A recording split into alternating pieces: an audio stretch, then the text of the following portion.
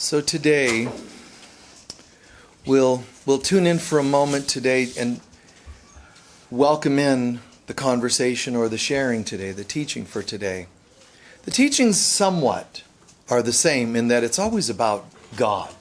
You know, it's always about walking in the light of God, becoming the light of God, and so on. I believe in making these talks, allowing these talks, sharing talks that are practical, but yet deep. It seems that what we share is so deep, quite cool, you know, just beautiful.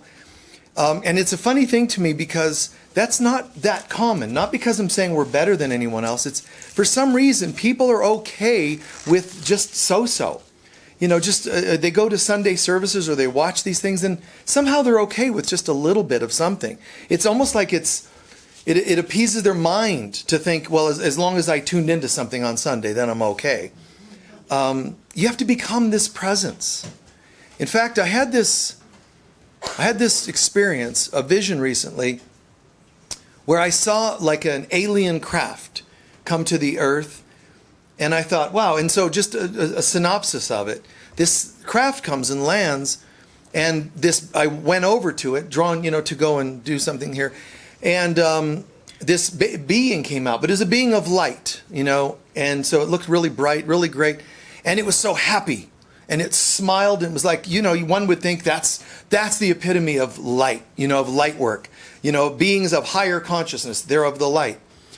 And yet, I felt like the reason they were coming, and to me, why they were in front of me, was because I needed to explain. Smiling isn't enough. It's a good start. But becoming the presence, not just to look bright, but there's one more thing. And that is completely remembering who we are. So there's a difference between becoming a bright human being and then remembering our divinity. Becoming a bright human being is the step on the way to our divinity, but it isn't the end. So just to sort of be nicer, that's the start. Be nicer, eat well, feel well, take care of yourself. All of that is an embodiment of goodness. But there's one more step, and that is really completely accepting our divinity. So it felt like that's what I needed to tell them. Hey, guess what? There's one more step.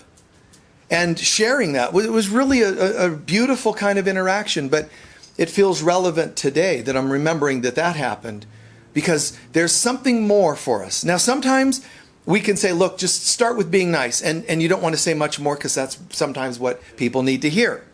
But sometimes you got to go, and did you know there's something else? Oh man, that's too much. You know, for some people it's like, oh man, back off. It's too much light. Okay, then just be nice. Oh, okay, thanks. But when people are ready, you got to go, and did you know there's more? And people that are already really believing that there's more, really believing that they're getting integrated, this concept, they start to say, I want more. It's light is scarier to people than you would imagine. It's for some reason intimidating. And without going into all the reasons, it's intimidating. So people want to only hear little morsels, you know, and that's why Jesus himself says to his apostles who were his main students, I can only really tell you so much. You know, so imagine what it would be like to be in that kind of an embodiment, Jesus. But also, it's you in your own way. Imagine what it's like to be in that embodiment, knowing there's so much more, and yet you can't tell everybody. Hey, did you know that even when someone leaves you, you're going to be okay? Oh no, I'll never be okay. You know, that's where they want to be right now. And if someone died, I'm devastated. Did you know they're still alive? No, they're dead. They're gone. They want to believe that for right now. Someone took your job, but you realize people can't take anything. And not everybody wants to go to that place because it's scary. It's almost as though we believe we're undeserving of embodying that. So when you really get it, it's like you're bursting at the seams. Hey, did you know? So, you know, Jesus walking around just knowing all, knowing everything, knowing life, light. And yet he's got a, blessed are the peacemakers, for they shall such and such, you know, or he's got to sit there and kind of for lack of a better word, dumb it down and keep it simple. You know, Jesus, we have to pay taxes. Oh, all right, go get a fish, and inside the fish there'll be a coin. And they pay their taxes that way. He wants to be able to say, taxes? Do you realize all you have to do is say, and so it is. If you know who you are and say, and so it is, you'll materialize coins yourself. They all come to him, heal us, Jesus. He says, heal yourselves. That's occasionally, he got a little, So, a little fire inside. Like, what's up with you people? I'm paraphrasing, but like, what's up with you people? Do you not see? I mean, I can raise the dead, but you're part of me. So raise the dead. You can do it. And it's only a few, honest, even after his ascension. The stories tell us that the apostles and disciples, and for example, Mary Magdalene, and even the female students and friends of his, they're recorded as having done these things. And then people start forgetting that they can do that. It's so strange that we bring it all down to such a base level and then pray for a God in the sky to fix things for us. Recognizing who we really are, and it takes peeling layers. Jesus in A Course in Miracles describes it at times along the lines of, at first you're going to learn to say these things. Maybe with a little bit of skepticism. Things like, I am as God created me. Things like, it's impossible for me to be sick. Things like, even though I'm supposed to be devastated because of something that happened, I feel okay. To be able to do that, so he says at first you're going to say it with a little skepticism, maybe a lot of skepticism, but repeat it anyway. He's talking about affirmation, affirming the truth of God. But repeat it anyway. Well, if we don't believe it, what's the point? You will become someone who does believe it. Start repeating it, you're going to start seeing it. And then when you see it, you'll start believing more. And then your little skepticisms and doubts, they're going to surface for you to see. Just keep going. Just start believing. Live as though. Believe means to be and live as though. So don't just believe like with your crossed fingers. Well, I hope this works out. Truly be and live as though it is so. That's truly believing. There's hope. There's hope. Somehow things are going to be okay. And you're allowed to be afraid. Don't be ashamed of the human self. Just say the spirit is willing, but the flesh is weak. Just tell the truth. That's how I feel. You can even sometimes go, God, isn't this funny? I know the truth, but here I am again. I just felt lonely for a moment, and I'm supposed to be one with everything. How can I be lonely? I'm one with all. In fact, it's crowded in here. I'm not lonely. I'm, filled. But be able to say, isn't this true? Isn't this strange? That know the truth, but respect the illusion. I still feel sad. Jesus cries when Mary and Martha come to him and say, our brother's dead. And he saw they're grieving. He was overwhelmed, it says. He choked up and then cried with them. What? He knew he was going to bring them back to life, Lazarus back to life, but he still choked up. Because even when you know the truth, you're going to sometimes be hit by that stuff. The human stuff, your own as well as everyone else's. For me, doing talks and so forth is an interesting thing because it's a channeling of sorts. And in that channeling, I've always explained very clearly, I don't stand and say, I'm going to channel some being from such and such a dimension. It's God. And I'm not saying I'm the full embodiment of that. I'm saying I just open up and then it becomes God, myself, and others. All in this dance together. That's all I'm doing in this channeling process. God, what would you have me say that I need to channel in a way that we can hear? And it becomes a cooperative. Very cool. It's beautiful. And that's why it works so well, is because when you include in all of your decisions, what's the right thing based on God, self, and others, the greatest good, starting with God, not with others. If you go with what others want, you'll have very little room left for God's opinion. Start with God's will, and not like in some unknown, fearful, I guess I'll ask for God's will, even though that usually doesn't go well. Because last time I asked for the lottery, it was God's will that didn't give it to me. So, when somebody left me, I said, God, bring them back. And they didn't come back. So God's will doesn't look very good for humans. But when we surrender and realize, man, God is love.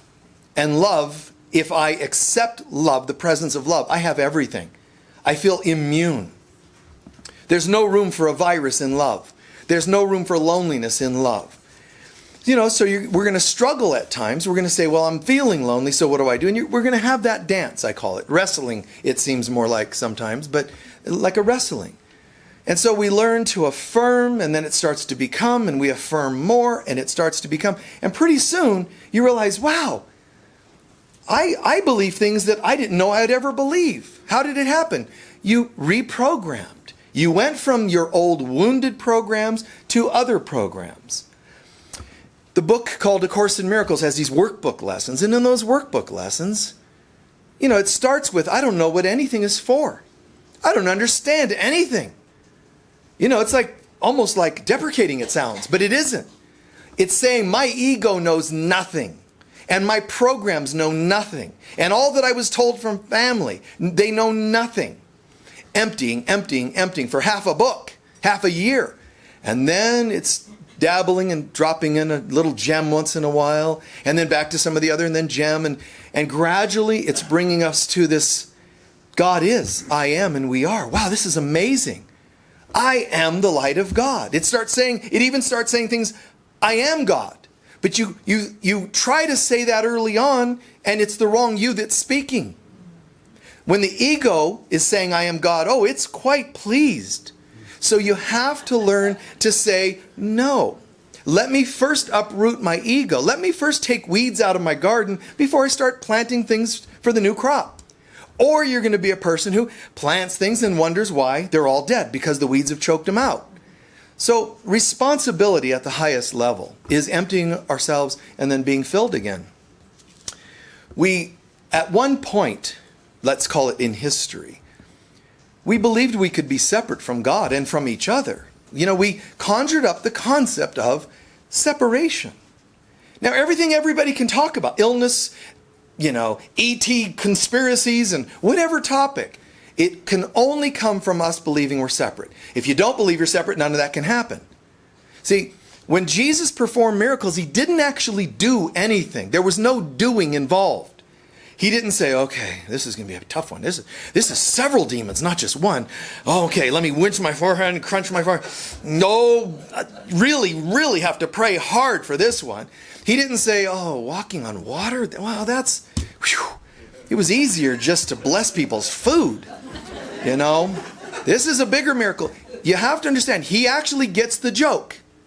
He says this entire thing is a joke. We made believe that we're limited beings, and I don't buy it anymore. So walking on water was actually not at all a challenge or a complicated feat. How could I not walk on water? It's not there. I'm not doing anything. Satan, leave him. He's not actually fighting evil beings and casting them into the swine that run over the cliff, and become bacon stew in the bay or whatever, the water. That's not what he did. He didn't make anything happen. That's why when it says Jesus would be walking down the street and all of a sudden people would start throwing fits, falling into convulsions, their demons would stay there because spiritual oppressions and possessions, they would start going nuts. Just his presence. It's almost like they're going, oh, crap, somebody who knows who he is. That's what they were doing. They were reacting to the light. But it's not like he's fighting them with the light. The presence. And we all have that. We all have that beautiful, solid, core presence. But we pretend we don't. And that's where our problems begin. One time there was this conference, and I was a speaker, and I think I was in the backstage or something, and then somebody rushed in, and the coordinator was there talking to me, and somebody rushed in and said, listen, we have a problem. Somebody arrived who had been driving supposedly for 2 days to get straight 2 days, to get there to attend this conference because their voices were telling them that they're supposed to show up and perform somehow. And, this is like very clearly an unstable person. And, well, it is, and the coordinator said, well, we have a set itinerary and speakers and performers, and this is somebody who just was unstable. So the coordinator went out, it was right outside the door, and she went outside the door and started, listen, I'm sorry. And then this person started, no, my guides and my voices told me. And they started getting louder and louder, starting to make a scene. So I walked on the other side of the door. I walked out there, and there she did. She just fell to the ground, just like I'm describing. She fell to the ground. She saw me, and she started reacting. And it was an amazing thing. I didn't have to do anything. I just brought presence. And then it starts happening, the reaction and these voices and these demons, whatever. And you look at them and you don't fight them. You give them permission to go. You give them permission, and it can be done the easy way or the hard way. But you don't belong here. That's what you're saying to mischievous entities in houses. You don't belong here. And try saying it to your exes if they're trying to be hurtful. Wait. That's not happening. It's an amazing thing when we show up and say, not today. I'm not interested. And what they're subconsciously saying is, but you used to be interested. You used to do this dance all the time. Every time I come back, you'd succumb to it. And I would take more and you would give more. And you're saying, yeah, funny thing about that. That's when I was crazy. And I'm not interested. I woke up. Find your own wording. I'm not telling you exactly what words, but that's what you're saying. Family member, I don't care who it is. Your mother, your father, your sisters, your uncles, your aunts, your best friends. When you wake up, even former people you did drugs with, and they want you to go back to that. Don't say, please don't tempt me. Learn to say it's not an option. I mean, it's actually not an option. I'm not fighting the temptation. I'm not interested. It's like not even an option. Speak to people with that spirit that it's not an option, and they get it more than if they see you're fighting it. Even if it looks like you're fighting for what's good, the fact that they see any weakness is what they'll go after. It's the same way you have to parent. No. Not today. Mom's awake today. No, I guess we're going to have to come back and try her again tomorrow. When you get it, it's like, it's an amazing thing. No. It's this clarity, or yes, which shows the same conviction. Whatever you know to be right and healthy, that's what you start living from. So we had this moment where we thought we could separate, and when we actually separated, believe it or not, we then have to actively keep God's light away. So you can't separate and then allow God's light, because then it'll prove you wrong. When we thought, let's see what life would be like without God, we then had to actively try to keep that light out. So when the light walks into the room, our lower nature reacts to that. It's why people don't dig you when you start waking up and they make up stuff about you, whatever. It's because their demons are screaming. And that's okay. Because I had them yesterday and you might have them tomorrow, and who cares? Let's just still do the light work and not judge who has demons and how many. And I don't mean literal demons. I mean even the voices in your head that keep you in the lower nature. We have a job to do, and it's to remember who we are. But we did at one time. I wonder what life would be like to be separate. Then let's do our best to keep that light out. So, because God is. So you can't just wonder what life would be like to be separate, and then God isn't. God is all reality. So we had to actually and still actively keep that light off of us, because our lower nature thinks that if we let that light in, lower nature will cease to exist. And it would. The ego saying, we're going to die if we allow too much light. Yes, you will. But you never lived, so you won't really die. You'll just stop existing. You'll stop seeming to be. You'll be retired for lack of work. There just won't be anything here for you. There's just nothing here. Well, but what about, no, I'm not interested. That's all. It's beautiful. It's a clarity that surpasses human understanding. And then the bigger problem is, not only did we think we're separate, then think we got to actively keep light away from us. That's why you stay stoned. That's why you stay buzzed. That's why you stay in dysfunctional relationships. It's all an act of trying to keep light away and darkness present, believe it or not. So now we go one more level, which is if we're going to keep light out, there's a part of us that's going, wasn't there light a minute ago? So we have to fabricate false forms of light so we don't become too suspicious that we're subconsciously blocking out real light. False forms of light are codependence. False forms of light are any form of addiction. So we couldn't just keep God back. We had to substitute it with something else. And it's everything that you ever thought was going to give you anything. I'm not missing anything. So I don't need anything. Oh, but a little of this, a little of that. And it's okay. It's not to judge ourselves. It's just to see it and go, wow, how do I know that that happened? Because today, when someone that wanted to go out on a date didn't show up, I got very hurt. That was my evidence today that I had an expectation of a false form of light giving me something. Now when they say tomorrow, listen, I know I didn't show up. How about tomorrow? No, I'm good.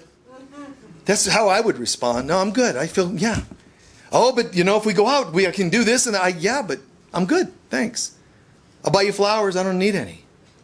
I feel like a really great bouquet myself. I'll get you the finest food. I feel full, man. I had Captain Crunch this morning, man. Anyway, I feel good. I feel full spiritually. And all of a sudden you realize after you fight with that at first, because at first you're going to fight with those addictions, then all of a sudden you see. And now, not only do I not fight, my life starts to organically develop in and through me. I'm drawn to foods that feel like they're vital, like they give life, not take life. But the same as with friends. Friends and foods that are biogenic, life-giving, generating life. Feelings of laughter instead of hate. Look at the difference when we can laugh about life and so on. There's an energy in laughter that gives life, it's life-giving, versus hate and gossip, which actually is trying to choke out life. And some people, no, my gossip's justified. I'm just trying to make sure that we all are knowing what's right and wrong, and whatever. Not at all. I mean, it's just, all it is a form of hate. And it's a disease. There are people that have so little of a life that they'll actually watch this show when I'm doing, or any teachers, and they hate them. And they'll just sit there and talk about how much they hate those spiritual teachers. But it's weird because, wow, like that's how little you are, how little of a life you have that you're going to sit and watch something you hate? That doesn't make sense. Did nobody ever give you buttons to change channels or something? You don't like what you're watching? Change. No, I want to sit here and obsess on how much I hate something. And we all have bits of that. Well, not me. Well, yeah, that's why you stayed in that relationship that was all messed up. Or went back to it 5 times. Or changed over and found new people that are just like them. Because there's this weird, oh, look, an accident. And you want to watch it when you drive by and see, mutilated bodies. That's your relationships.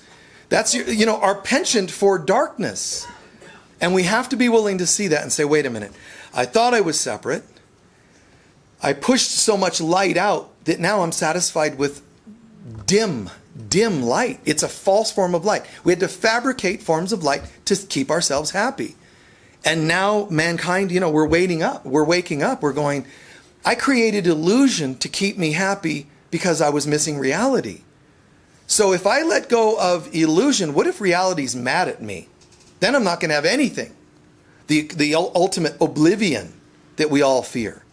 The absolute darkness of the universe. Because I know God's going to just toss me into that oblivion, or worse. And it isn't at all. When we stick to our guns and say goodbye to what false gods we've created, then we start finding reality. And it's only ever peace, love, joy, bliss, oneness. It's only ever good. However, the voices that tell you it's going to be painful if you switch from settling and bargaining your life away to reality, they're telling you the truth. Because it will hurt for a minute.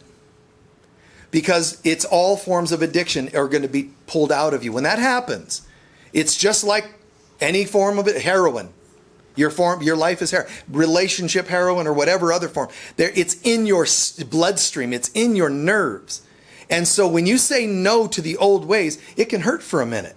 So I'll admit that I'm not going to just say, well, as soon as you say it, everything's peaceful. It often is. For a few minutes, it might be peaceful. But then, now we need you to breathe. This might hurt a bit. Because now, that person's going to leave the next day. I never imagined they could leave, and they go. And you're going to feel hurt. You're going to wish you could call them back. Be careful. You'd have been better off not even trying to heal than to heal and then be weak about it. When you make your commitment, you better be prepared to stick to it. And it's going to be good. But for a moment, you might feel a little sting here. And then it's all going to be fine. But there is that moment. And people talk about, this concept. What do we do if we thought we separated, we pushed God out, and we substituted God? You need to heal. But it's not like fixing a wound. We have to heal consciousness. How? I've always said, primarily empty your cup and refill your cup. However, some people only talk about emptying, like obsessing on old wounds and stuff you have to heal and scream about and, inner child stuff and so on. They only do that, which is fine if it has the other. But some only do that. And others only do the refilling, which is, I don't want to talk about any issues. I'm just going to ohm myself back home. And that doesn't work either, because you're trying to polish the outside of this tomb, but the inside there's still death. So you have to have a balance. And it's not how many days of each, I don't know. It's different per person, per day. But I do know this: when stuff comes up, it's time for me to release it. After every form of releasing, time to refill. Every time my cup is toxic, I don't just put water in it and drink. All I did was water down the toxin, but it's still toxic.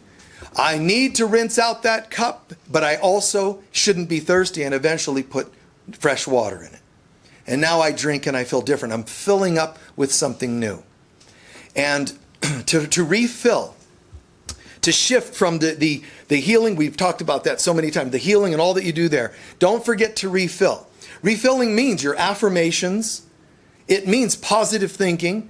Don't just do positive thinking when in fact you have low self-worth. Uproot the low self-worth and then do positive thinking. Play with both. Dabble with both.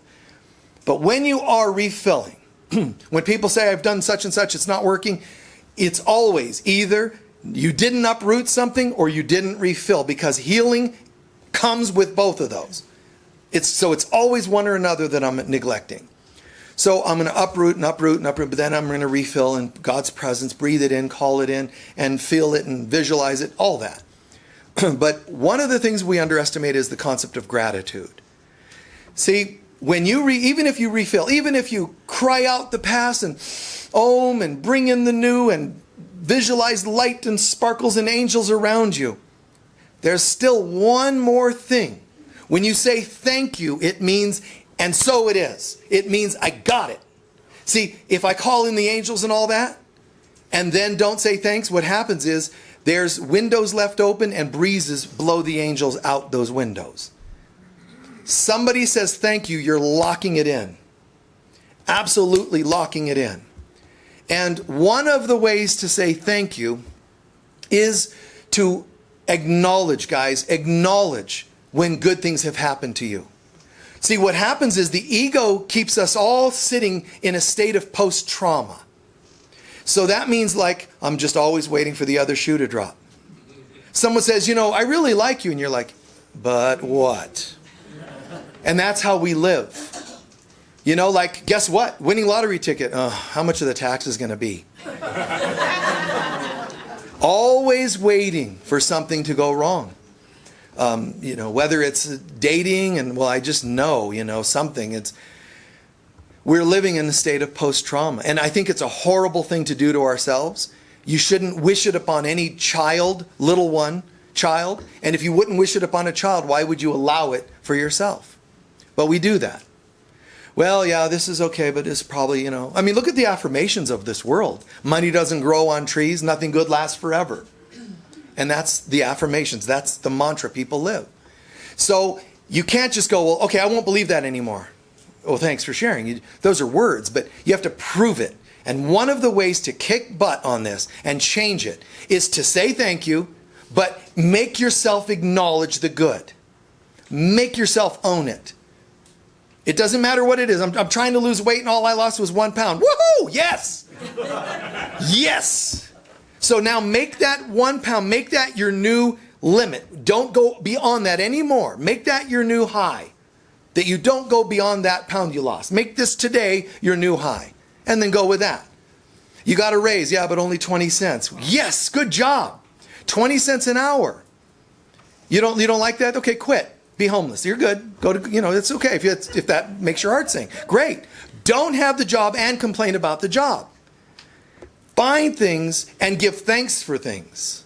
I've had people say to me, no one has ever, once in my life, been affectionate. I said, give me your hand. Okay, now don't ever say that again. That's what you have to do to yourself. Knock it off. You have to say that. It's like a day at a time, like reprogramming. No, of course, the day will come when we don't have to micromanage like that. But for now, because the ego is so rampant, and because we're so used to living small, we have to step up and say, all right, got it, yes, and acknowledge that's a good thing. I would love to have a swimming pool. Get one. I don't have the money. Okay, well, they sell them at Kmart for $10. They're about this big. They're about this big. Fill it with water. Lay in it and just, and say yes. You don't want it? Then stop asking for it. That's it. Do or don't do. No try. And step in and accept it. And I'm not like overly being like silly and ridiculous here. I'm saying true. Start somewhere. And so I call this assembling. Besides the, acknowledge each step, I also call it assembling. Because not only am I going to have something and give thanks for it, what I'm doing there is assembling a new life. And yeah, it would be great if it weren't such sometimes small steps. But if I don't want the change, don't ask for it. If you want the change, own every possible and positive step. I would like to be vegan. Okay, be vegan. Oh, it's too much. Then change something. Eliminate something. And when you've done it, say thank you to yourself. Nice job to yourself. I never would have imagined that I could have done that. That's right. Good job. Whatever the topic, move in the right direction. This person, and they always call, and I always give in and talk. Start somewhere, and it's called blocking numbers. Oh, but what if? Just block the number.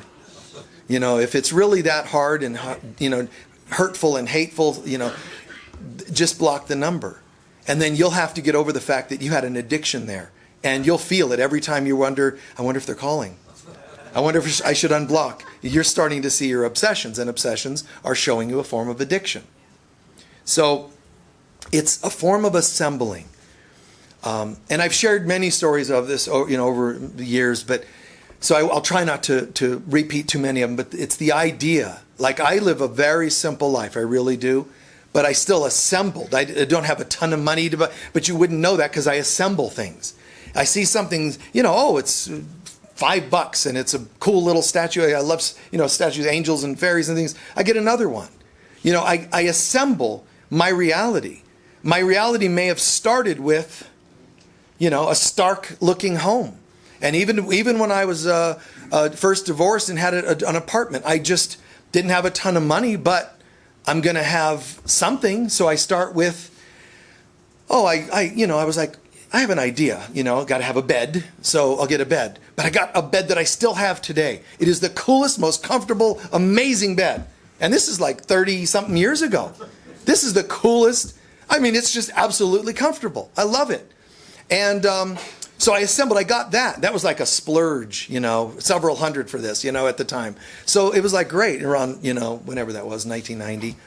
And so then it's like, I saw this chair that was kind of unique called a papasan chair. I'm like, that's so cool. It kind of just, it's like womb-like. It's just, oh man, get in that. And it's like, oh, You know? And I'm like, you know what this thing needs? A soft blanket. So I put a soft blanket over it, and it's still there. I still have the Papasan chair. If you looked at it, you wouldn't think that it's old age. It's the same chair. It's beautiful. It's still in perfect shape. And it still has my white, fluffy alpaca, blanket over it. Just gorgeous.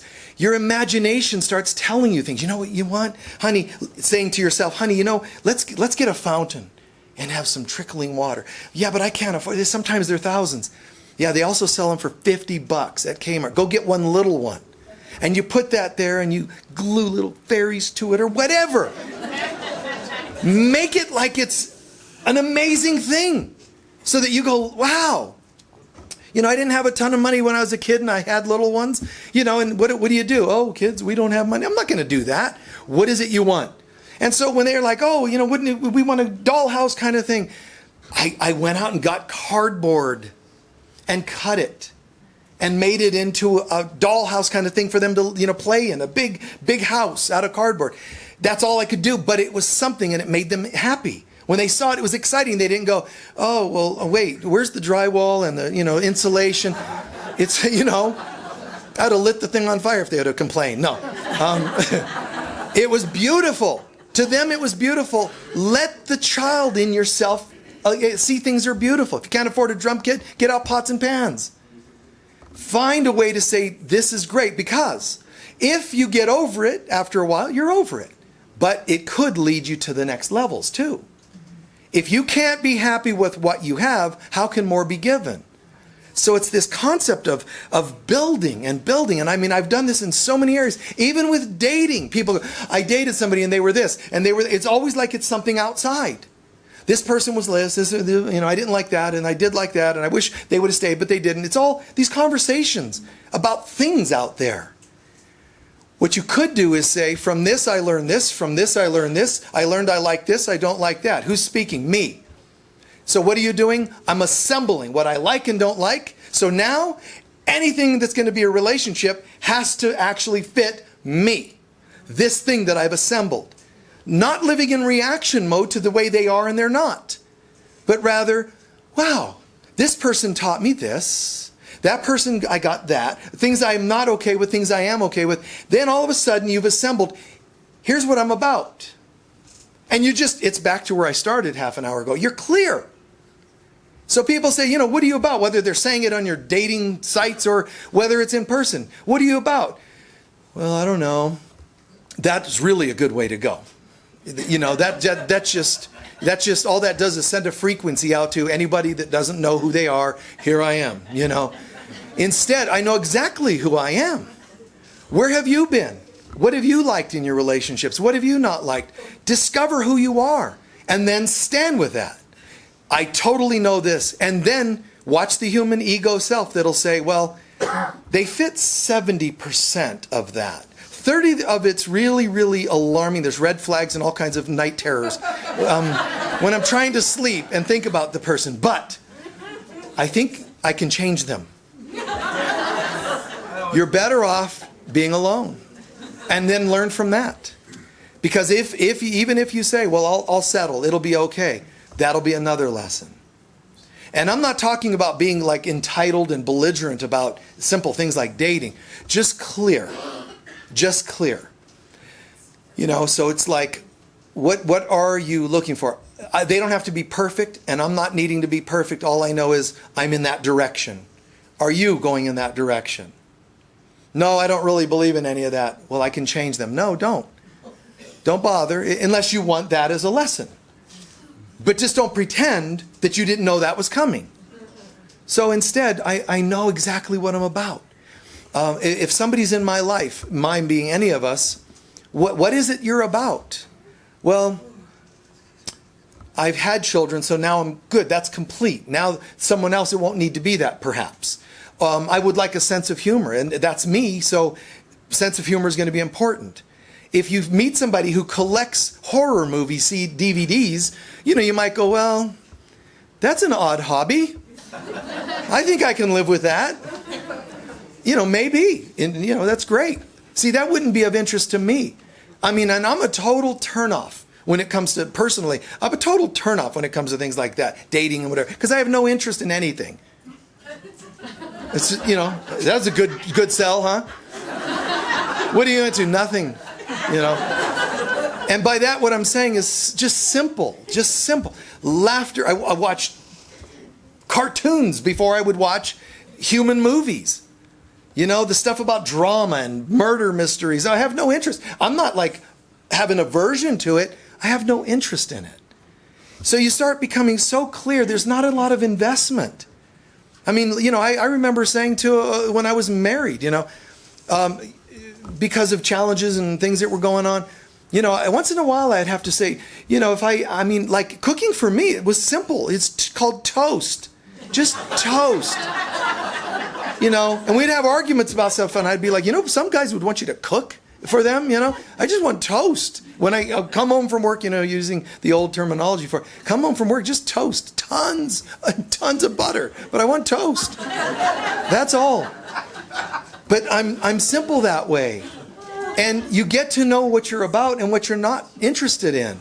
But do understand, the clearer you become about yourself, you just shine such a light that a lot of this world will not be able to meet you there. You know, I'm not interested in fighting. I'm not interested in poverty consciousness. I'm not interested in whatever it happens to be. If we have a conversation, if we're friends, I want open conversations. You want to keep secrets? I'm not interested in secrets. Let's pretend that there are 10 lines of communication or presence between myself and another person in a relationship. You have anything going on. You're judgmental and gossipy, snip.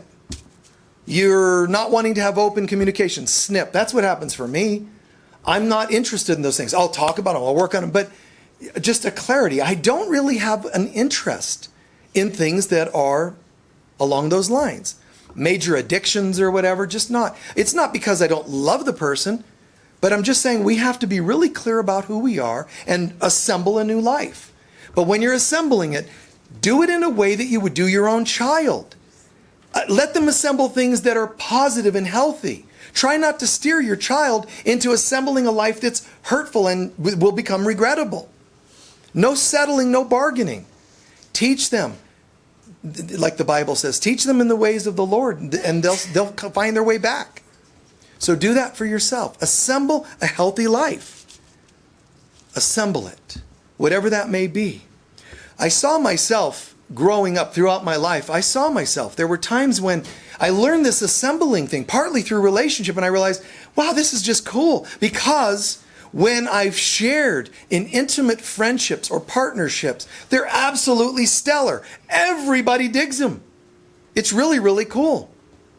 The only time they can ever become a challenge is if somebody wants something that's not in the agreement we've made as to how the relationship's going to be. That's about it.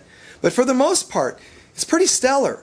When you are with somebody who wants to communicate, someone who loves honesty, somebody who can handle, wounds when they come up and is trying to be responsible. So it's pretty cool. It's pretty stellar.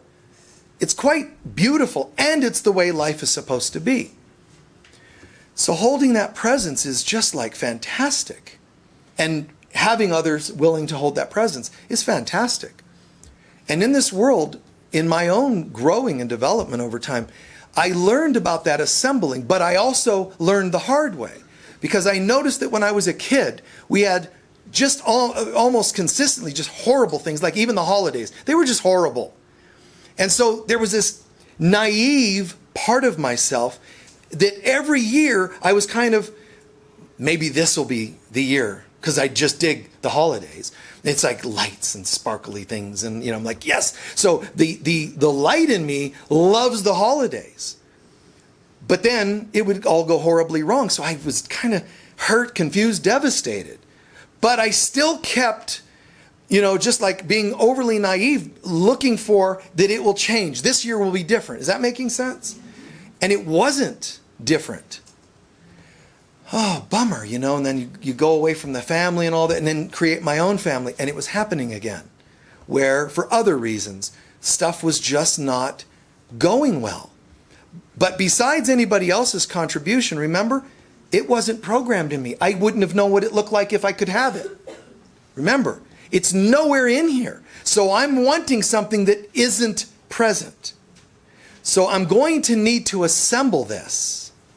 And it would be, all right, this year it went pretty well. That's kind of cool. See, but a part of me would go, but it would have been great if that is going to kill what happened.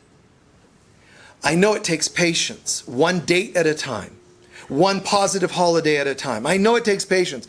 And it's a bummer that it seems to take that kind of patience, but that's the only way home. This went better, and this went better. And 2 steps forward, 1 step back, 3 steps forward, 1 step. A step back is not a problem, as long as I see I'm still getting forward.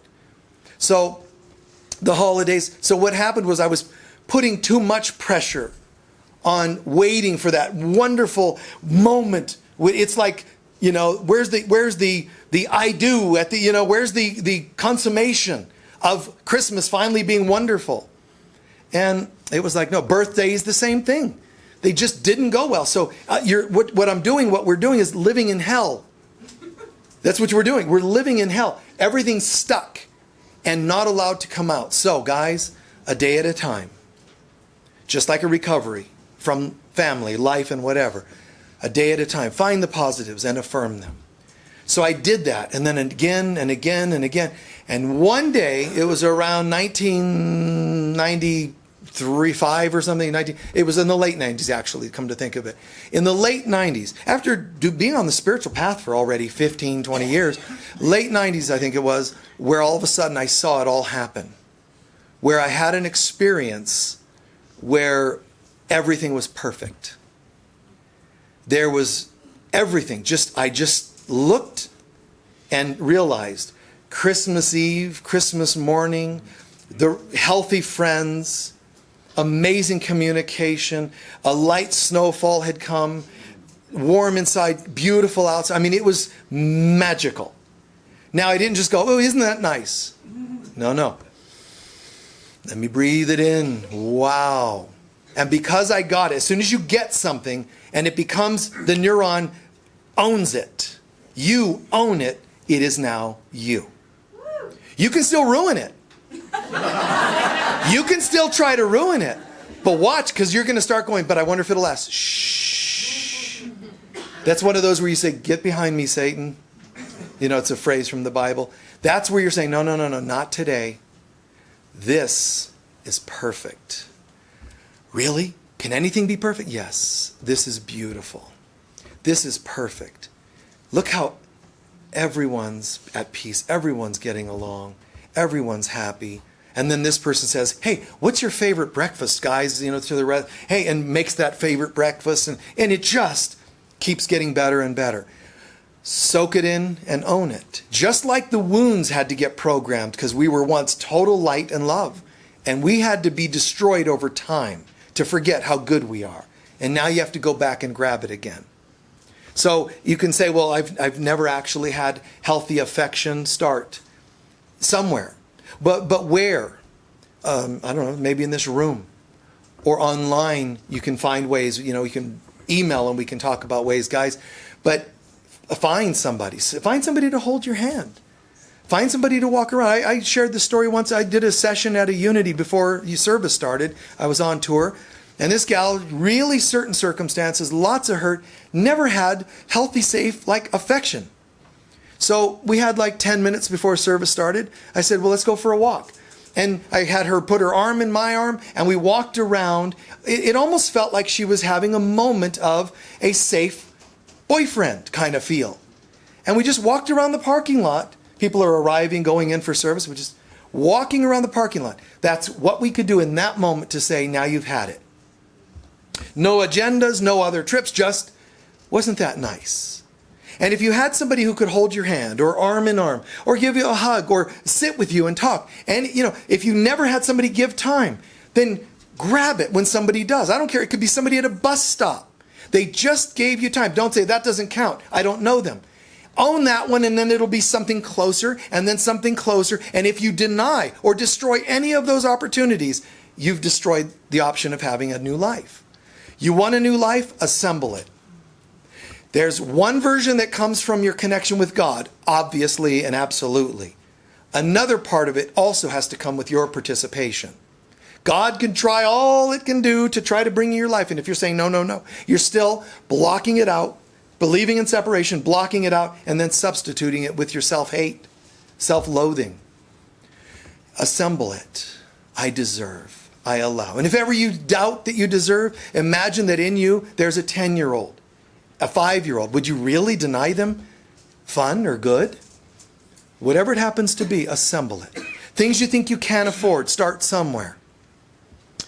I need a new car, I want that kind.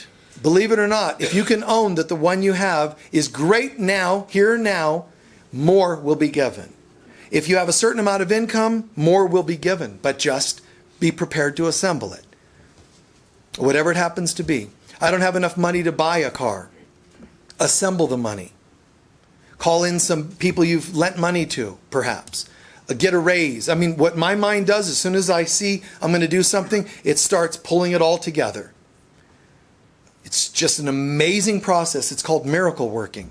But it's starting with the miracle happening here. Even people you think you can't forgive, then start somewhere. Start with, I could never forgive that loser. No chance would I ever do that. Good. Now, one day try, fine. I'm willing to try to forgive that loser. Then the next time, leave the word loser out of it. Find that person that hurt me so bad. And then give it time when you're ready. But own it every time you've done it. Wow, you know, I said that without the words, that loser, and it went okay. I'm not going to claim happiness yet, but it went okay. And you're going to notice that even healing wounds, if it has to be a step at a time, do it, but don't forget to give thanks, and don't forget to own that you're different. You have to do that. I'm telling you, you have to. You have to own the progresses in your life. Every bit. I don't hate that person as much. Excellent! That's great! Let's get a cupcake. If it were me, I'd just eat the icing off the top. But still, if you want to eat the dang thing, go ahead. In fact, give me the icing and then you eat the cupcake. But light a candle and whatever you need to do just to have fun and own it. I did this. Well, that was amazing. Pretty cool. Tell a friend. And if they try to shoot it down, no. Goodbye. But they might say, nice job. And then you have to go, it really was, wasn't it?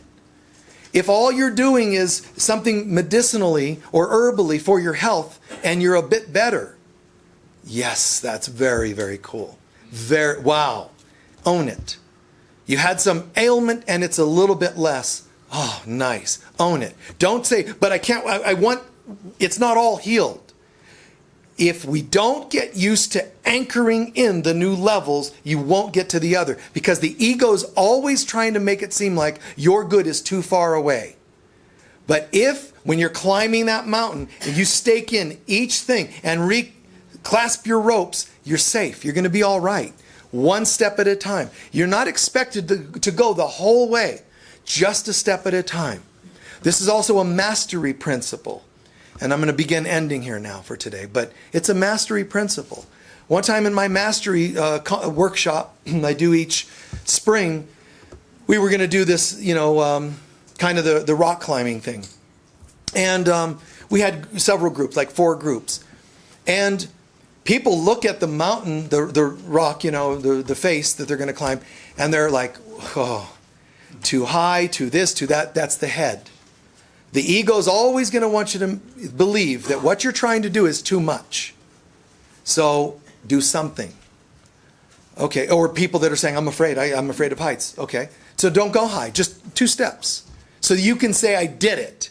And it was amazing every time we've done this. Those afraid of heights, okay, now focus. Grab, foot. Now just do 1, 2, 3 steps, like a rhythm of sound. 1, 2, 3. Now freeze. Now pause. Just good. How do you feel? You did it. Yeah, but I'm not up. Yeah. Stop. You did it. You committed to 3 and you did 3. Cool. Great. Now you want to get down or you want to go more? No, let me try 3 more. 1, 2. And if they don't, and they say, I want to get down. Great. Celebrate. You did 3. Good job. That's how it has to be. The same as you would do trying to be healthy in parenting a child. Nice job.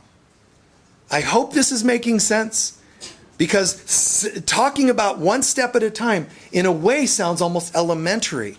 And I'm saying people have destroyed this concept and sabotaged this concept, and that's why they don't find peace and they can't get to those places. Assemble. And even when I'm making jokes about, I would be a terrible date kind of thing. I'm saying that in light, but I'm actually believing, because I wouldn't do it without it being absolutely right and healthy. So we can have fun, things you don't think you can do. I wish I could play an instrument. Okay. Happy birthday to you. Try it. Oh, it's too many notes. Let's start with happy birthday. Go ahead, stretch, man. Try 2 more. Happy birthday. You're almost there. You're halfway through the lead of the song. To you. You did it. Do it again. Happy birthday to you. Do it again. Great. See if you can do it with both hands. It's like you accomplished it. And your human mind that thinks this sounds simplistic is actually already trying to destroy it. Not having you go anywhere. Say, no, I understand it. I can do anything.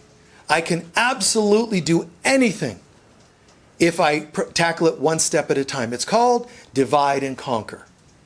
There's healthy forms of divide and conquer, which is where you succeed, and hurtful, ego-based, which is where you try to divide and conquer people and destroy them, or yourself. Just, even if it's called, manageable doses, then do it. But you can do anything. Don't try to lose 100 pounds. Lose 5. Doses. Manageable doses. Don't try to go completely vegan. Do what you can do. Don't try to become a perfect partner. Start somewhere with communication, for example.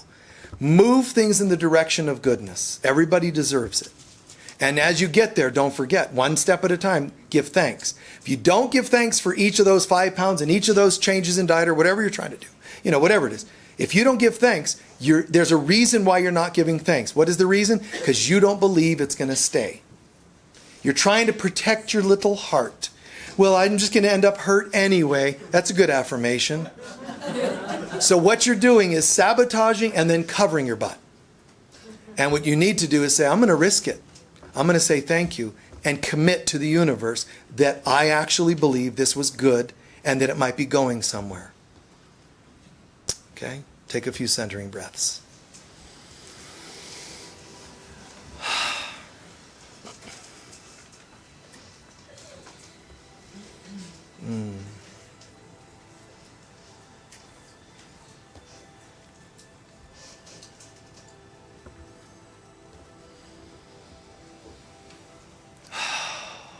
All that was shared today,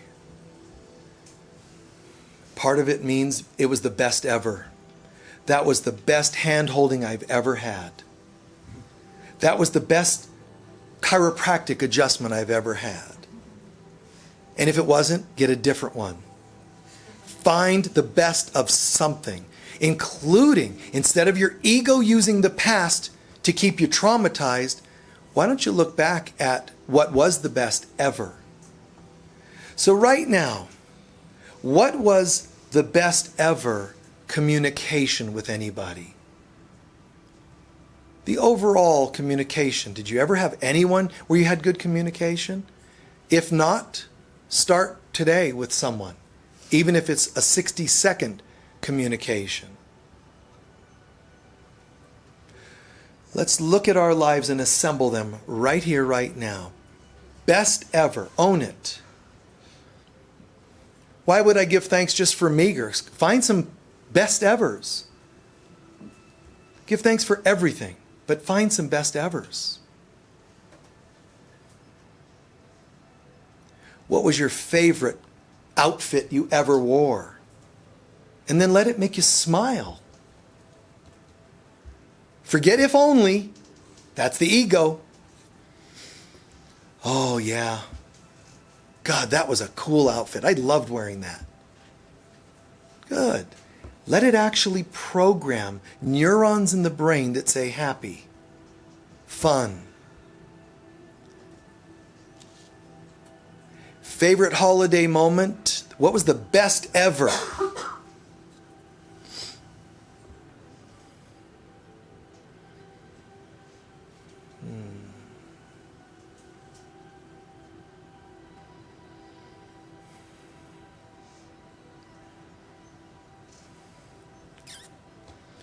I understand there may be more than one. Great. What was your best ever meal or dessert? Moment where you said, God, that was delicious. Grab it. Assemble it as part of you. So that when we're done, you can say, I have actually had amazing meals, amazing accomplishments. I actually had decent communication once. Yeah. I was at an amusement park. Oh my God, I wanted to stay all day. Best ever. If you remember past lives, best ever, what ones and why? Oh God, there was this one where it was just so beautiful. Best ever, guys. Assemble it. If I don't have it, bring it and assemble it. The best lovemaking, the best kiss.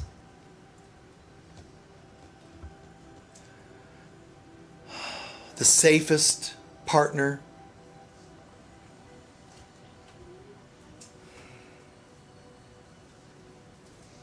The best massage or healer.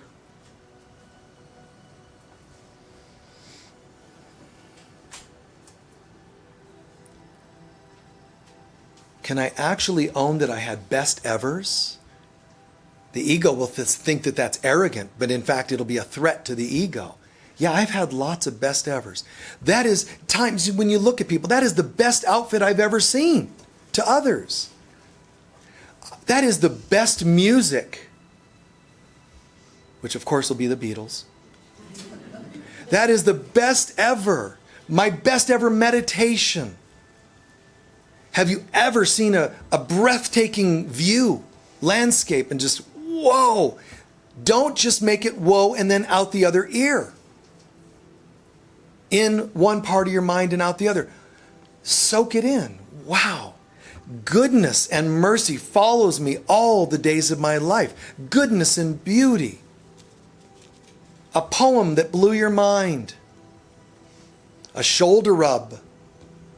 Oh, that was just amazing. Why are we afraid to remember these things? Because we actually believe we can't make them permanent. And you can't if you can't remember it, if you can't own it. Best ever.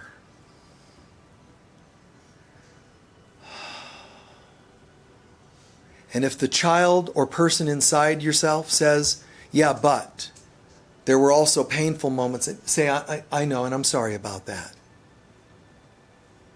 So, do I have a best ever moment where I cried? Cried deeply. It was the best ever. Release.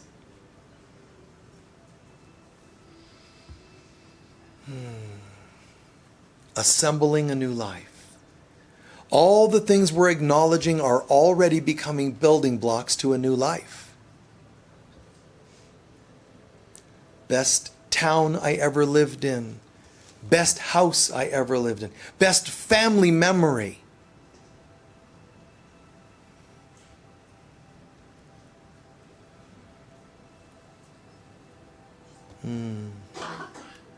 A moment where you were so spontaneously creative, it was the best ever. Something just happened.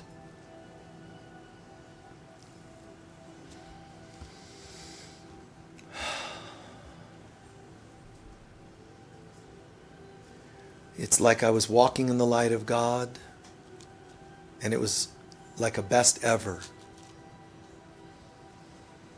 Best ever feelings of being heard or seen or appreciated. Wow.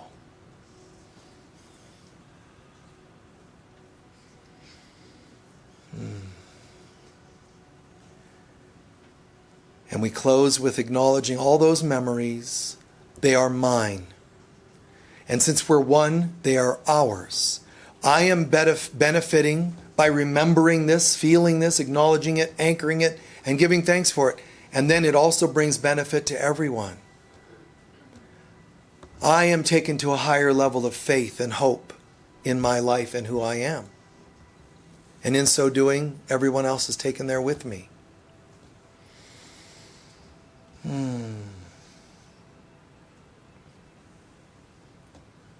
I'm starting over, born again, and rebuilding a new life. And this might be one of the best ever conversations or talks I've ever heard. And it's mine. It's not what a guy spoke, it's mine. This is, if I only liked one sentence, then yes, that really worked for me. And let it take you somewhere. All the best evers become fuel. We take a couple of final breaths and feel a sense of gratitude, feel a sense of closure. There are some tears that have moved through some. It's fine. It's beautiful. Do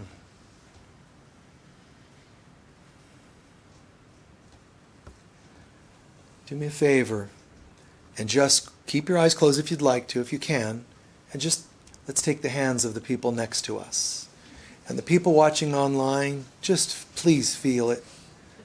Just take your own hands and hold. And let one of them symbolize our hand holding yours. Good.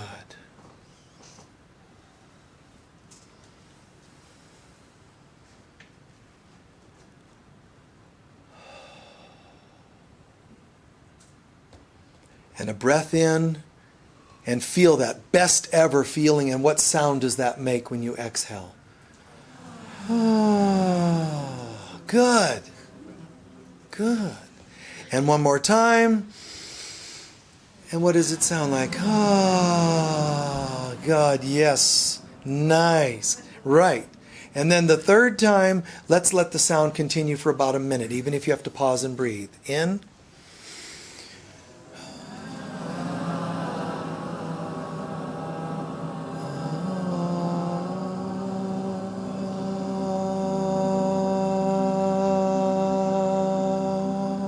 Keep going, gentle, beautiful. Just forget that you're a body. Forget that you're a person. Just let light flow through. Let it sound through you to each other and to all people in the world throughout all time and all dimensions. I feel so good. I'm remembering so many good memories. Oh, yes.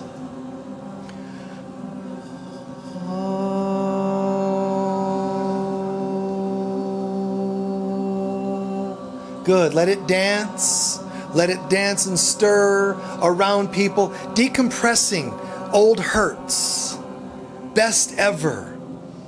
Best ever. I feel so grateful. When I choose to be with God, it is the best moment ever. And then, now silence just for a moment. And imagine that the concept of best ever is a frequency found through the silence in the room and inside of us. And then watch it. It's proactive. It starts to unwind muscles and memories, releasing. It starts to integrate peace into our cells. Imagine a peace that surpasses understanding. It's actually like a floating feeling. My back muscles might still hold me up, yet I don't have to think about it because I trust them. If I want to tense up again and be afraid again, I can do that in a few minutes, but right now, no. I'll give myself permission to completely relax and feel love and trust. Best ever.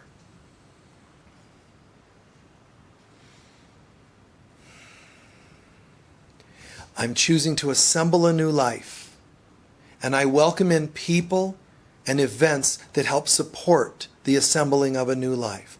I don't have to hate those who will not support that. I just simply say no thanks. Keep moving in the direction of that which assembles a new life. Imagine what fortifies your body cells food-wise. Imagine what kinds of friends fortify you. Trusting your creativity. A whole new self. Built a day at a time. An event at a time. A gratitude at a time. We live in complete gratitude. Gratitude for even the hard lessons we've chosen to learn the hard way, the painful way. Not gratitude for the pain. Gratitude that I chose to learn. And next time, I'll choose the easy way. Gratitude for the best ever memories I'm having. I forgot about some of these. What was I doing? Why was I doing that? That was silly. Let me go for the better. Best ever. Let me welcome that. Let me give thanks. The people, the memories, best ever. Thank you, thank you, thank you. And then I can have more. And this is already happening, and I'm affirming its presence throughout my life. In me, through me, and as me. And so it is.